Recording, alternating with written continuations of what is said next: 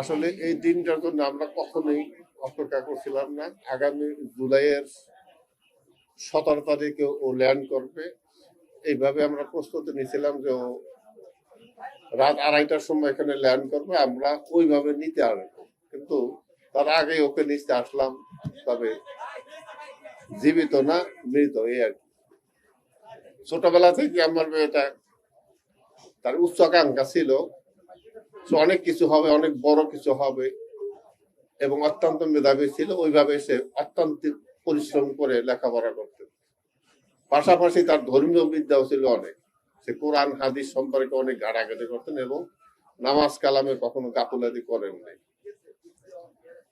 এই অবস্থায় তার পড়াশোনা এক পর্যায়ে সে স্কলারশিপ পেয়ে গেলেন, এবং ওখান থেকে সে তার প্রস্তুতি ছিল এবং তার সে ইচ্ছা ছিল যে দেশে এসে সে বড় কিছু করবে এবং সাধারণ মানুষের জন্য কিছু করবে।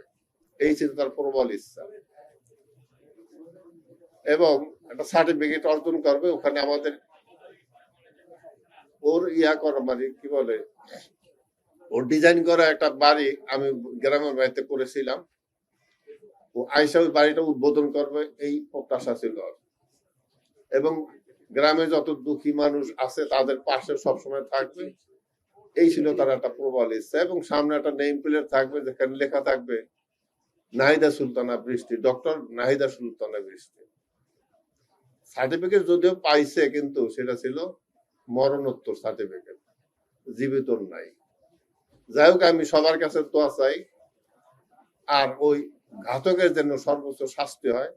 আমাদের বাংলাদেশের প্রশাসনিক পক্ষ থেকে বা মন্ত্রণালয় থেকে জন্য এটা বলা হয়। সারা বিশ্বের লোকেই জানে যে একটা ঘাতক, কুখ্যাত ঘাতক ছিল, এবং সবার পক্ষ থেকে জন্য সেই ঘাতকের সর্বোচ্চ শাস্তি, মৃত্যুদণ্ড হয়, এইটি আমি আশা করি।